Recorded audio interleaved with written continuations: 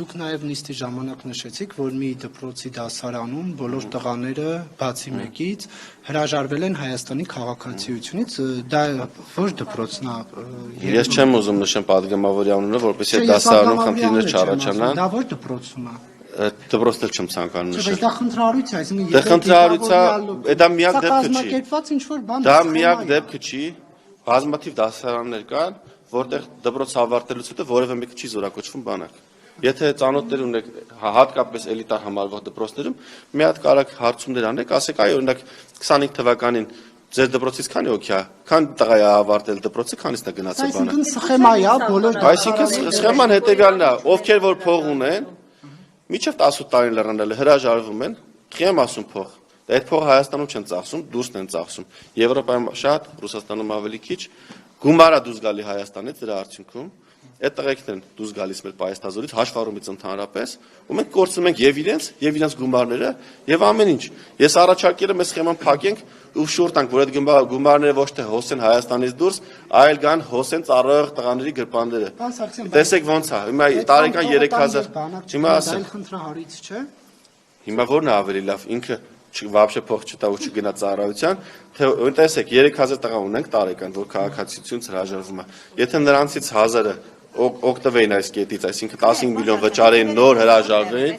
որ ասում եք, դուք ինչի վրա եք հաղում ինձ տվել են ներքին գործերի նախարարությունը, այսինքն հարցում եմ արել, թե քանի օքյա քաղաքացիություն, այո, բաց տեղեկատվությունն է, կարամ ձեզ էլ տամ, դուք էլ ուսումնասիրեք։ Հիմա ինչի մասին է խոսքը, ես ասել եմ 3000 օքի քաղաքացիությունից հրաժարվում է, վերում ենք 15 միլիոնի արգելքի դնում ենք, կամ էլ ասում ենք 15 միլիոնը դուք մի ամիս ծառայ, այսինքն դու ես որոշում 15 միլիոն տալիս ես հրաժարվում ես ու չես ծառայում, կամ նույն 15-ը տալիս ես գալի մի ամիս ես ծառայում, ու սրա արդյունքում եթե մեզ հաջողվել է 3000-ից 1000-ի բերել ծառայության 1000-ով ավել զորակոչ կունենայինք եւ մեր զորացրվողները ամեն մեկը 1.5 միլիոն կստանային, այսինքն որտեղ մենք տարեկան մոտավորապես 10000 զորացրվող ենք ունենում, կհավաքագրվեր 15 միլիարդ, որը բաժանվելով ամեն մեկը կստանար 1.5 միլիոն։ Այսինքն այն տղեն, ով որ գալիս է հաջորդ օրվանից սկսում է բանվորություն անել, կունենար 15 միլիոն, կգնար ժող ինստիտուտում կսովորեր կամ նոթբուք կառներ, IT մասնագետ կդառնար, այսինքն իր կյանքը ինքը կկազմակերպեր, կամ ինչ-որ արհեստով կսկսեր զբաղվել, զոդող կդառնար մասնագետ, զոդման ապարատ կառներ ու իր կյանքը կկազմակերպեր, այսինքն չէր լինի ինքը սևագործ բանվոր, որպես իր օրվա փողը վաստակի, այլ ինքը կունենար կյանք մտնելու մեկնարկային գումար։ Հիմա մեր գործընկերները որոշեցին, որ պետք չէ այդ հնարավորությունը տանք։ Պետքա թողենք ոնց որ կա։ Այսինքն էլիտար դպրոցներում էլի շարունակեն բոլորը քաղաքացիությունից հրաժարվեն,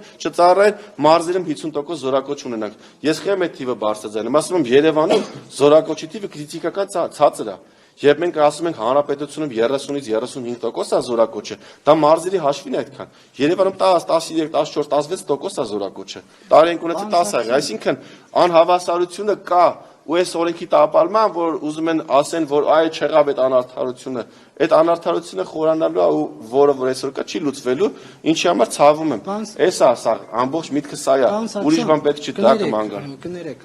եթե օրինակ հա հիմա խաղաղ վիճակներ, հա, բայց չգիտենք ինչ զարգացումներ կլինեն, Աստված տա երբեք էլ մարտական գործողությունների գնալու անհրաժեշտություն չլինի, բայց եթե նման իրավիճակ ստեղծվի, այդ փող տված 15 միլիոն դրամ տված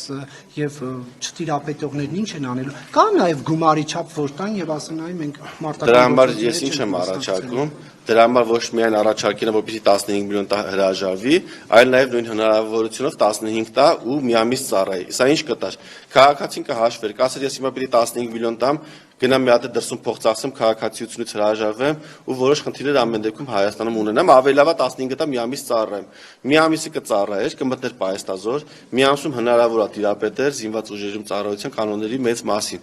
Ու երբ որ արդեն կլիներ մարտական գործողությունները հավանական կամ էսկալացիան, արդեն այս մարդուն մենք կունենայինք մեր պայեստազորում, այսինքն ինքը ոչ թե կլիներ ՍԴ քաղաքացի այսինչյան, այլ ինքը կլիներ մի ամիս պատրաստված զինծառայող, ով կկարողանար համալրել զինված ուժերի շարքերը։ Ու այնպես չի որ դա նորություն է կամ ամբողջ աշխարհում ես հեծանիվ եմ նոր հորինը։ Թուրքիայում նման հնարավորություն կա, Ղազախստանում նման հնարավորություն կա,